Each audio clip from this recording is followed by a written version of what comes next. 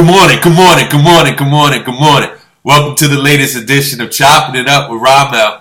No notes, straight from the throat. Well, listen, it's been a long time since I've come live, and I appreciate you guys following me, sending me ideas, staying in touch with me.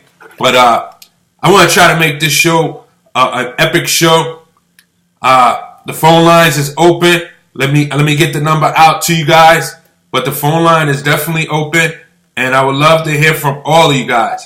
And the number to call up will be 706-801-5926. Once again, 706-801-5926. The topics we're going to talk about is the Major League Baseball All-Star game yesterday, Aaron Judge, NBA, whether it's Summer League, transactions, rosters, your thoughts.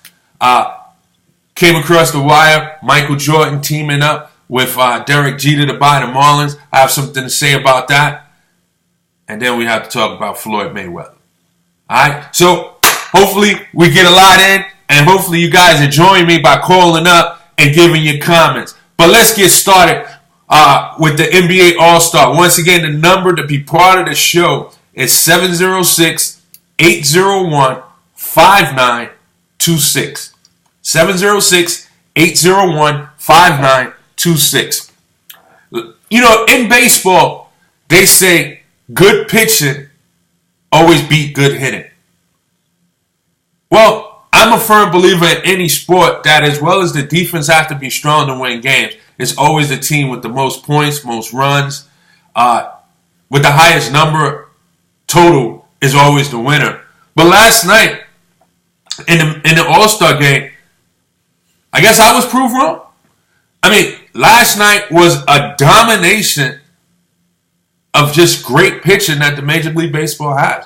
Listen, you got some great hitters. Now, granted, because you got great hitters, most of these guys get one, maybe two at-bats at most. So to see a guy only once or maybe twice and not having to face a guy four times and he figures you out by the fifth inning is a little different scenario. However, you got pitchers that are starting pitchers coming out of the bullpen, pitching maybe one inning, this and that. So it kind of balances out a little bit if you ask me. But last night was just a great display of some power pitching. I was watching it. Other than a couple of bombs that was hit by Molina and Cano, it was a snooze fest, and it was just great pitching. But it just goes to show you that the game of baseball is healthy and live with some great pitching. Not to be overshadowed by the hitting that took place. But what a game it was last night. And if you're into a pitcher's duel, you got what you wanted to see. If you're one of those NBA fans that want to see a competitive All-Star game and not just the Harlem Globetrotters, then you like that game. You would like that game. So, but I want to move along because I think that there's a savior for New York sports brewing and grooming in the Bronx. And that is Aaron Judge. I think that Aaron Judge could be a Yankee for the next 15 years and save New York sports. Because right now, when you look at it, the Mets can't get out of their way. The Knicks just can't get right. The Jets can't get right. The Nets are never right. The Giants are in and out. The Rangers, maybe right now, the best team that New York can offer, the Rangers. The Yankees always find a way to stay relevant. But between Odell Beckham, who seems to make the news for some of the wrong reasons, and Aaron Judge, who could be the next darling of New York, Aaron Judge might be the player in New York to save New York sports for the next 15 years. You know, a report came across the wire yesterday that Michael Jordan and Derek Jeter is looking to team up and possibly make a bid at the Florida Marlins. If I'm the New York Yankees right now, I would do something that I don't think they've ever done in their illustrious history of owning the Yankees. And that is finding a way to keep Derek Jeter on board. Treat him like Magic Johnson, how the Lakers treated Magic Johnson. Keep him on board as an advisory or some kind of connection to the team. But also give him ownership of the franchise. And let him stay in the air of Aaron Judge. Aaron Judge has the making of being a power-hitting Derek Jeter for the next 15 to 20 years in pinstripes. And if Derek Jeter is that strong about owning a franchise, and he can't actually do it on his own, he's got to have a group that has to be put together and partnerships. Why not let him have stake of the Yankees? Give him an advisory role. And let him have something to do with the maturation and the growth of Aaron Judge. Listen, Aaron Judge is a rookie, guys. We saw the display of bombs that he hit in the home run derby. 513 feet to be exact on one shot. The guy currently is batting .329. He's got 30 home runs and 66 RBIs. He's third in American League in hitting, first in home runs, second in RBIs. Now, he's on pace to do something that has never been done before. And that's hit the Triple Crown as a rookie. And again, he has the makings of being a Derek Jeter type player. And what I mean by that is just being a star throughout his career and possibly can be done in one uniform, and that's the Yankee pinstripes. And to seal that fate, if I'm the New York Yankees, I would call Derek Jeter into the office and say, Jeter, I understand your aspirations of wanting to be an owner of a Major League Baseball team. We respect that, but you're one of truly the great Yankees of all time. We want to bring you on board, give you ownership of the New York Yankees, something that we've never done in our history. And we want you to take a Magic Johnson type role once upon a time with the Lakers as an advisory, and we want you to help the growth and maturation of our young players, especially Aaron Judge. If you want to be part of this show, give me a call, 706-801-5926 if you're just joining in. Again, Aaron Judge could be the savior of New York sports. But to make that happen, the Yankees should offer Derek Jeter ownership to the New York Yankees. I wish I had something great to say about my crosstown rivals, the New York Mets. It's been a very challenging year. The injury bug has come by and scooped them up again. Terry Collins, I admire him. He does a tremendous job with what he has to work with. I think it's time for him to go. They need a new voice. They probably need some new trainers in there as well to keep these guys healthy. Michael Conforto, he was in the All-Star game. Good for him. He just looks like he's finally coming along. Maybe he's going to be that premier player that we once thought he would be. But right now, everything is Aaron Judge in New York when it comes down to baseball. Plain and simple. No matter what the pitching staff the Mets have, it is Aaron Judge. It is his town, ladies and gentlemen. It is his town, sports fan. And if I'm the New York Yankees, I get Derek Jeter on board, offer him ownership, and give him an advisory role so that he can help the growth and maturation of this young man, because he's going to be a player for years to come. And the last thing you want for him to do is run astray or talk about we're not winning and I'm out of here when the contract is up. And speaking of Michael Jordan, you know, my daughter came to me yesterday, Dad, school is coming up. Can I get a new pair of Jordans? I said, sure. 2 minutes later, son, how much are they? Oh, they're only $190. You know, we've supported Michael Jordan over the years, and now he's looking to team up with Derek Jeter and buy the Florida Marlins. And listen, get your money. If I was in a position to get money, I'll get money. This is not about you not getting money. I don't blame you. But Michael Jordan, we have supported Michael Jordan over the years. There's nothing that he has done that we have not supported. When we talk about the greatest to play as, we watch LeBron take the game to new levels, we still put Michael Jordan on that Mount Rushmore, or the man to beat.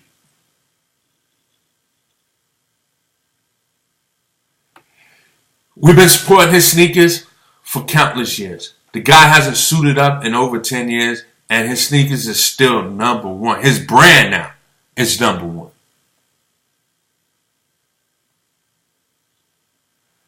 In so many years of professional sports, there's been African Americans that's been successful. And a lot of them have done it through different eras and different hardships.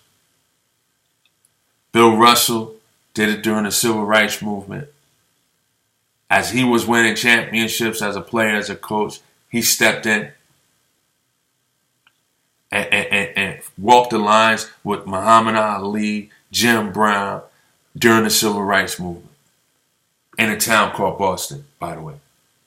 We watched Kaepernick. We watched LeBron and D. Wade and Carmelo and Chris Paul. And that's just to name a few. There are countless others. Arthur Ashe. There's countless others. But why have we given Michael Jordan a pass? Here's a guy that is somewhat equivalent to Michael Jackson. And I say that in this way. There's children that are not born yet that will dance and sing Michael Jackson songs. And they will dance and sing to them as if Michael Jackson is live and relevant. And they're not even born yet. Not even born yet. But as they dance and sing to them, they'll have Jordans on their feet. That's how iconic this guy is.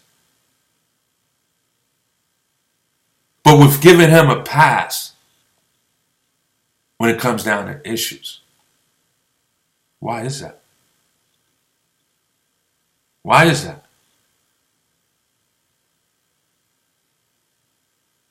And here's the thing. He's never been pressured to do anything. And let's make it clear, he doesn't have to.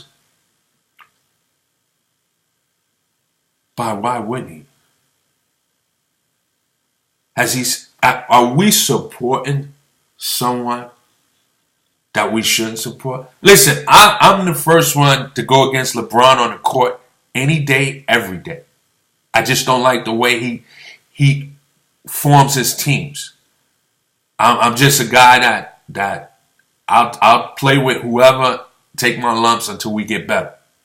I'm not looking to get 2 pit bulls to go up against a chihuahua. That's not my style. I'd rather find me 4 or 5 more chihuahua and finally take down the pit bull.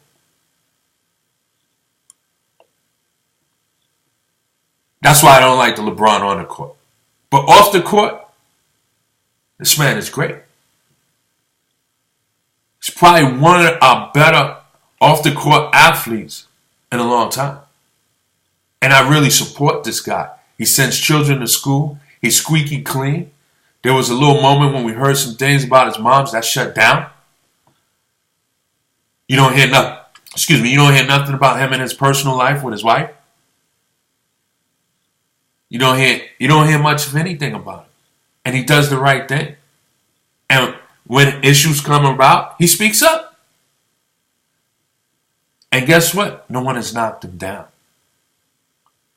It's actually it's built him up. So I say, why do we give Jordan a pass? Why do we continue to support Michael Jordan and his $190 sneakers or more when this guy has never stood up and spoke out against some of the racial tensions or the racial issues? Why do we continue to support him?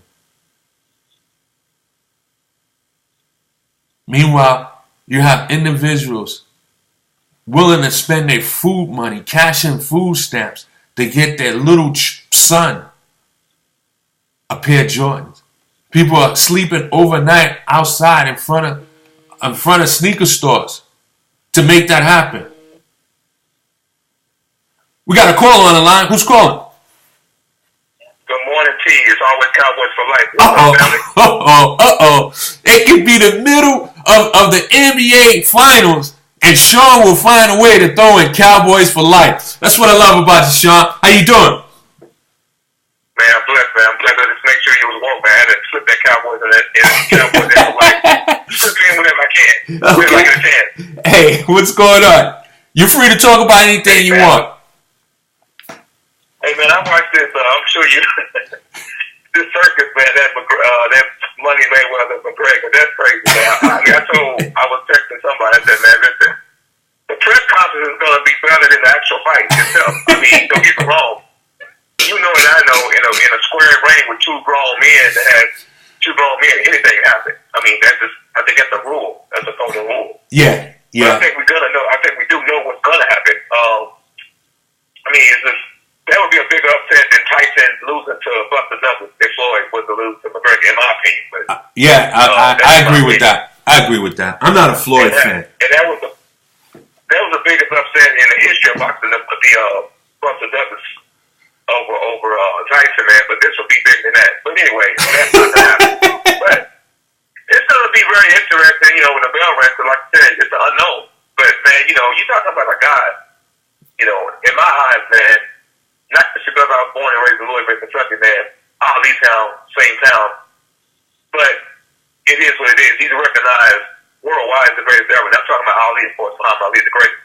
But if you look at Floyd's resume, love him or like him or hate him, man, this dude's accomplishments, man. I mean, they're talking about no power. I mean, I disagree with that too, because if you look at his record, 49-0, like 26 knockouts, that's a 50% ratio. I mean, my math is correct. And sure, that was a lower class, weight guys, but and look at his resume. I mean, I'm not trying to be funny, man. You look at this guy's resume, man. He claims that he beat 20-something world champions. I mean, if you look at his resume, that's what he pretty much done. But anyway, it's a circus, man. And I know Conor McGregor. He's a hell of a ringleader too. I mean, he comes out there with the pinstripe suit with profanity on it, man. So the pinstripe's got profanity on it. Oh, he's cold, man. This is cold. The guy is very entertaining, and I told everybody, I said, man, listen, Floyd met his match when he comes down to height. He met his match with this guy. This guy is pretty much even killed, but I like what Floyd said yesterday. He said, you can't even pay your taxes. He said, well, I can pay my taxes, but one thing for sure, the 26th, I'm going to tax you. Hey, listen, let me just say this, man. You know me. I'm not the biggest Floyd Mayweather fan. I respect him because of his accomplishments, and he gets it done. If he's going to come out of retirement, I know it's for money only. But what I was hoping was that he would come out and maybe fight the winner of Triple G and Alvarez, opposed to fighting this guy. All right? What I'm a little bit down on as Floyd is because Floyd is the money team. He's clearly the money team. But what bothers me about Floyd is that This guy couldn't pay his taxes, man. What's that about? He's got to pay his taxes. We all do. You have the money. Just go ahead and do it. Is he coming back to fight, or is he coming back to fight and pay his taxes? Like I said, if he's going to come out of retirement, Sean, please come back and fight the winner of Triple G and Alvarez. That's what we all want to see. Well, I mean, you said it's all we want. That's all everybody wants. See, I don't know about everybody, Jake. I know you're speaking personally for yourself. If you think about it, Floyd did decisively whoop Alvarez. I mean, it was almost a 12-round exhibition, really. I mean, he tattooed him 12 rounds. Now, keep it wrong, and to me, in my personal opinion, besides Andre Ward, I think Alvarez I think he's pound for pound the best. Besides, take away, I think Ward's number one. I think right now Alvarez is number two, in my opinion. Until he fights Triple, I think Triple G might be three. Okay. So, but then again, it might get reversed. When they fight, it might get reversed. But that's just my opinion for right now. Triple G, come on, Troy. I mean, you know boxing, man. I mean, I definitely think he's way too big for Floyd. I mean, you got to be smart. I think this guy, he needs to become 49-0, Troy, by making, dumb decisions, man. I mean, don't get me wrong, you got to challenge yourself, man. But the guy walks, at the end of the day, dude, I mean, Troy, he's really a 140-pound fighter at the end of the day. Maybe. He's right there 150, man, but he's a 145 guy when he ain't even, he walks around like 147, 145, 144. You know what I'm saying? So I wouldn't set myself up either, though. Listen, when you go back, you're talking about throwback guys, man. Listen, me and you are big Sugar Ray Leonard fans. I know I am. Yes. He's probably the greatest I've ever seen besides Ali. Yeah. So you're going to challenge yourself to make bigger challenges, man, but I don't know, man. This guy, and his taxes, I think them taxes, man, we all got to pay them. We all got to pay them, T. Yeah. I tell you right now, the cat pulled out a check yesterday for $100 million and he didn't even cash that. So she ain't hurt for no money, and that wasn't no counterfeit debt. The cat ain't hurt for money now. Yeah. Did he avoid Uncle? Yes, he did, but how long you gonna avoid Uncle? Your Uncle's gonna come to see you. Yeah, he is. Okay. And he doesn't show up at family reunions. and another thing can show up unexpectedly is the age now. You talk about 40 years old, man. In my opinion, 40 years old is a very, very young man. But in the sweet science of boxing, that's getting old. Yeah, that is getting old. That's on the old. That's getting old in the sweet science. I agree with that. Like Floyd said, I got one more recipe he's gonna cook up, and I really think he's gonna have a really nice, strong performance against McGregor. Let me just say this real quick, Steve. I really totally disagree with McGregor. First of all, getting a fight with Floyd. I agree with that. We can't go. Me and you can't go to the White House and speak to Donald Trump. Right. We have to go through a lot of change before we see the man be man. Trump is the man. Right. Well, Floyd is still the man. Like you said, he is the money team. Right. Okay, so I just disagree. Listen, Floyd's a businessman. Like you say, he's a money team. So if me and you had a chance to make $100 million, Troy, listen, you've been doing something ever since you was 5. That's like sitting. That's like, I don't know, man. That's a no-brainer. Yeah, I agree with you. I can't imagine you and I walking up to the White House and telling the guards, "Hey, listen, we just want to go chop it up with Trump." No, you can't do that. So I just think that, and that's equivalent to what I'm saying. It's just the fact that for Conor McGregor to be so. He's very popular in the cage fighting. He's very popular. He did get choked out. Like Floyd said, he did tap out. In his sport, he did tap out. So, but I will say this though, the dice on the cake. Being an African American man, have him tied at 49-0 with Rocky Marciano. And, I'm not trying to play no race card, but I will listen. In my opinion, seeing Floyd go 50-0, hold him, and I don't see that showing. When my daughter have kids, I don't see man 50-0. Dude, as a fighter, man. Troy, come on, that's man. pretty strong. That's pretty strong. Walmart have 50 fights. 50 fights at Walmart good. You said a mouthful. So I agree with you. I just wish that if he came out, he'd fight the winner of Alvarez, a Triple G. But I just think he's gonna batter this guy around for 12 rounds, and that's gonna be about it. I don't think he's gonna knock him out. Maybe the guy wins a half a round or something, getting a punch here and there. because one thing about Floyd, he puts himself in a position where he can be hit, although he doesn't get hit, and once in a while one slips in. But I don't see this being entertaining. I wouldn't pay for it. I'm not really interested in it, and the only thing is upstaging the real fight, which is like 2 weeks later, 3 weeks later, and that's Triple G and Alvarez, and that should be a good one. That really should be a good one. But yo, Sean, appreciate the call. I know you and I are gonna talk and chop it up out off the air. One love to you, and yeah, don't be a stranger to the show. Hey man, anytime, especially for you, Troy, man. Your family for life. Love you, brother. I'll talk to you later, man. All right, and that's my good buddy Sean calling up. Talking about Floyd Mayweather, and yes, I was gonna get to Floyd Mayweather after I talk about some NBA and Michael Jordan, but he said it all right there. And really, he did. He said it all. What more can I say? It is a circus that this fight is taking place, but Mayweather, the person he is, the businessman that he is, he's not turning down a payday, and I don't blame him. I think the fight is going for $100. They won't be getting my $100. I'm sorry. I'm just not into it. But I want to finish back on Michael Jordan. And again, listen, Michael Jordan doesn't have to do anything Michael Jordan doesn't want to do. But if the people who support him most, he can turn around and support them as well. Or give some kind of encouragement. It's cool to be a businessman. I'm with that. If I was in a position where I can make money and profit, I would do the same. But to speak out, I mean, he finally did something and added some money to a cause that Kaepernick was related to. I just think that Michael Jordan has failed in that side where he could have been a voice. And a popular voice.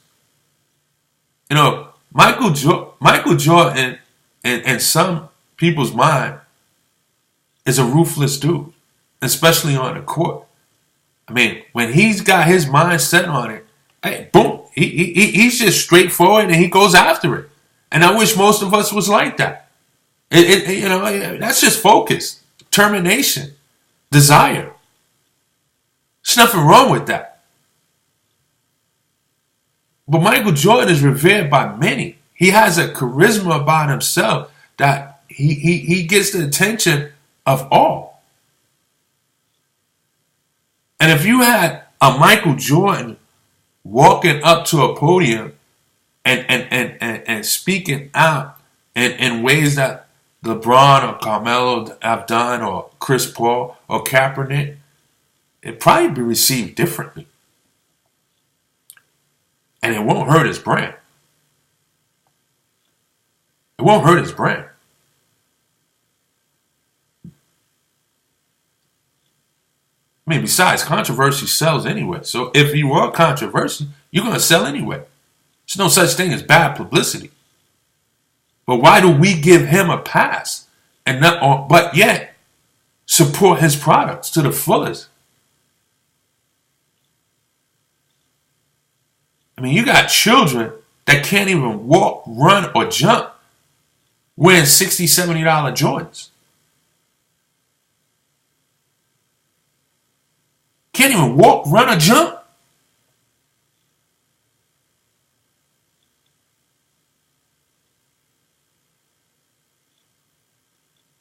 And this guy can't come to the podium and just say something? Why do we continue to give him a pass? If you want to be part of the show, call me up. 706-801-5926. Call me up.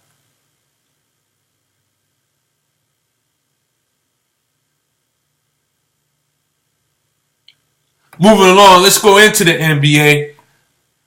I got to tell you, I wouldn't mind going to a Vegas Summer League game. I tell you, next year, I might put that on the bucket list next year. Especially with some of the rookies that's coming this year. It's probably going to be back next year because usually rookies and sophomores and sometimes a third-year player can go. But You're bringing in 17,500 fans for a summer league game? There's some nights in the NBA, arenas aren't sold out. And we're talking about a summer league game that features Lonzo Ball. Incredible. Absolutely incredible. It was like a playoff atmosphere. The game was hype, whether he performed or not, or did well or not.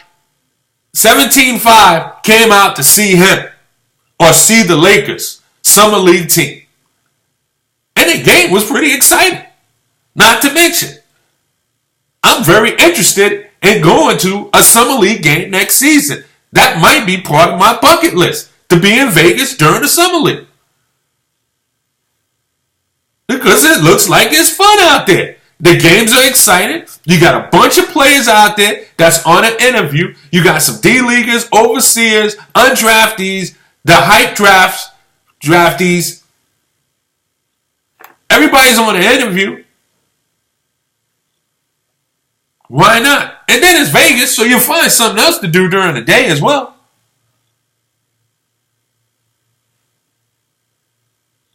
Summer League basketball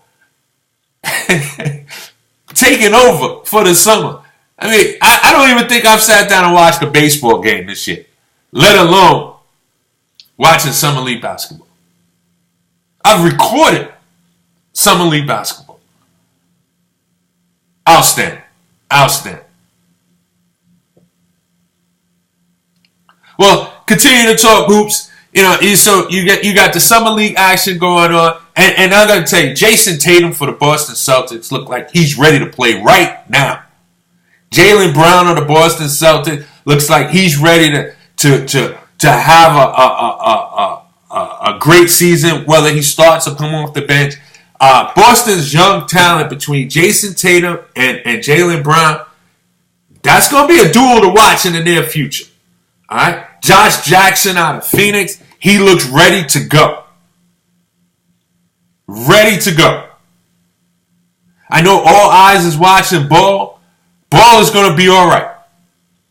Faults with Philly. Listen, with George going west, Butler going west, Atlanta just giving up. I wouldn't be surprised if Philly is a 7th seed, 8th seed, possibly a 6th seed this year if they remain healthy. That's how I feel about it. Fultz is the real deal, guys. He's gonna energize that franchise. Fultz is the real deal. And Bleed, if he can give you 70 games, Simmons come back healthy. Sario was a Rookie of the Year candidate last year. I love the signing of J.J. Redick for 1 year, $23 million. So what? You overpaid. But you bring in a guy that's a veteran with a shot like that won't disrupt the flow, but could say, settle down a little bit. Or when you need that bucket, he's on a kick out, boom. Excellent move. They have a great coach there.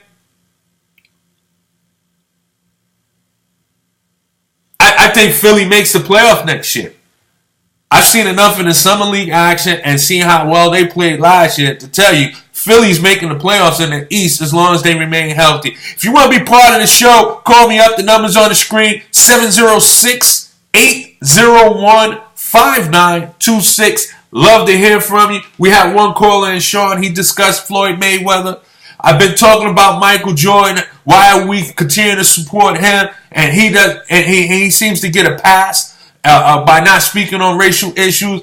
We talked about Aaron Judge. If I'm the Yankees, we're gonna give Derek Jeter part ownership in an advisory role, like how the Lakers once upon a time did with Magic Johnson, so that he can make sure the growth and the maturation of Aaron Judge stays in pinstripe for the next 15, 20 years. That's what I would do if I'm the Steinburners.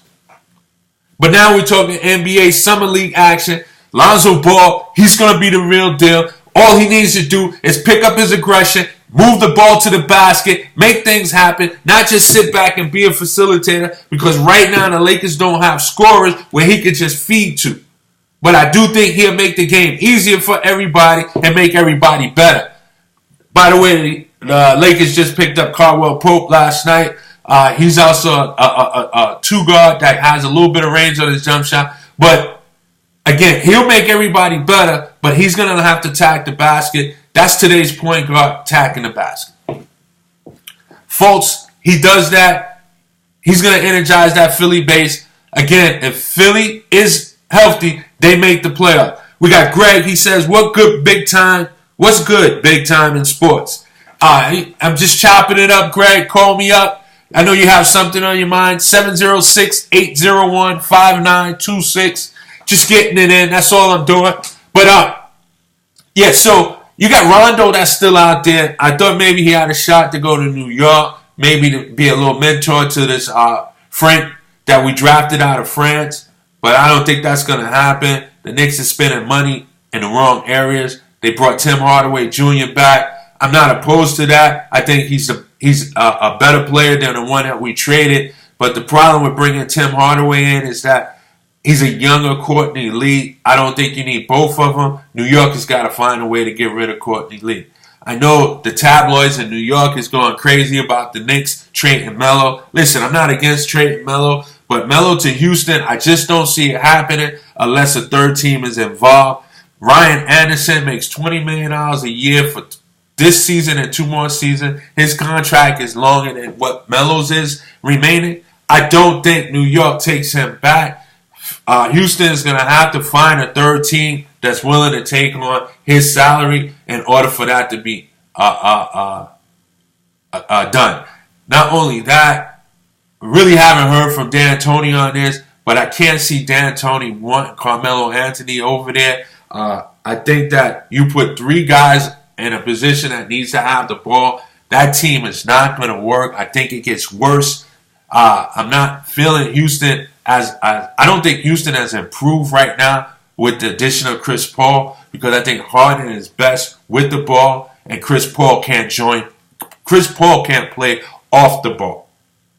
That's the problem. Harden could play with Curry, but I don't think he's going to be able to play with Chris Paul. And it's going to remain to see, but I don't like it. If I'm out west now, I'm looking at the top orders. Yeah, I go with Golden State, number 1 for sure. I still stick with the Spurs for number 2. Number 3, I'm going with OKC. I like the addition of Paul George. I think that he can bring them an extra 5 wins. So I like them going to 3. I like Houston to be 4 and Minnesota to be 5. I think Memphis drops out of the playoffs. I think Portland has a shot at jumping up to number 6. I think Utah may fall out the playoffs, and I think the Clippers may fall out the playoffs. However, I do think the Clippers have regrouped well enough to. I think getting Gallinari is a good pickup. You can play him at the 3. I think Patrick Beverly is still a feisty little point guard. Plus, they picked up this overseas guy that's supposed to be the real deal. And so they made some moves of their own that can keep them relevant. It just, with Gallinari and Griffin, you just got to question their health. And that's the thing with both of them. If they give you 70-plus games and be ready for the playoffs, maybe they're the number 18 and they're out in the first round. But I'm not sold on them yet. I'm not sold on Utah. Utah has a lot of talent, but I think Gordon Hayward was a big part of it. Ricky Rubio comes over there. Is there enough talent over there for him to pass the ball and facilitate too, or do they need him to score?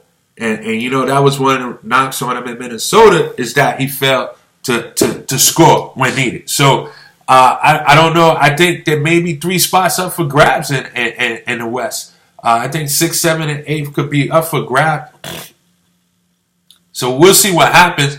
But you got to admire a team like Minnesota. They went after it. Sacramento did some big things. I thought they had a big draft. Getting De'Aaron Fox, the backup out. He got the point guard out of Kansas. To back up Fox. I thought that they did a good move by signing Zach Randolph and also Vince Carter to help with the youngsters. They got Justin Jackson out of North Carolina.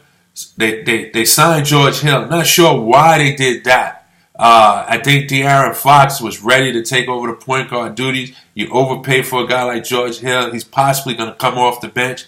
But from a mentor standpoint, not a bad idea. So we'll see what happens. But I do like, and I think they have a good coach. So I look for Sacramento to be one of those guys vying for the 8th spot. We're going to find out if Bill Walton can really coach. If he can coach, the Lakers could be knocking on the door for the 8th spot. I don't have them as put my money down on them, but there's a strong possibility that they can hang around and be part of that. I don't like the makeup in New Orleans. I think one of them have to go. I think they should trade Boogie Cousins and try to fill 2 spots with Boogie Cousins. So I really think that Davis and Boogie Cousins is not going to work, that experiment there. So you probably need to move that. But I'm looking at the East. The East is wide open. Again, New York talking about trading Melo. I don't think it's going to happen. I doubt if they buy him out. He's owed $54 million. That's just too much to buy out. And they're probably looking to buy out Joakim Noah, which they should have never signed him in the first place. Should have never signed the guy in the first place. He's a shell of himself getting all this money. If only if I'd have took the sport serious when I was young. Maybe I would be somewhere getting that money. Well, I'm too old now, but I would have had my fair share. So, I wanted to touch bases on the Floyd Mayweather. My good friend Sean, he called in and he talked about it. It's a circus. We learn it now. He got tax issues. Maybe that's why he takes the fight. But, Floyd, if you're going to come back and fight the winner of Triple G and Alvarez. That's what I'm talking about. Come back and fight that. That's the fight that we would like to see. The winner on September 16th. Maybe sometime in March. You fight the winner of that night. By the way, I got Alvarez. I'm just an Alvarez fan. I know Triple G is nice, though. Triple G is bigger than him. Triple G is everything. But I'm going with Alvarez. I think he's learned from the loss to Floyd. I think he's just a better fighter at this point here than what he was then. I'm going with Alvarez. But, Floyd, if you're coming back to fight, that's who you need to fight. And, Floyd, you're making all this money. Oh, give me some. Pay the IRS. Pay him. As Sean said, you got to give it to Uncle Sam. I know he don't show up at the family reunions, the birthdays, the Sunday dinners, the graduations, the holidays, but he still got his hand out. You got to pay him. Pay him. You loaded. Just give him the money. Hey, that's going to do it for my show here. We'll touch bases once again. Hey, this is Ramel from Chopping It Up with Ramel. No notes. Straight from the throat. Yeah.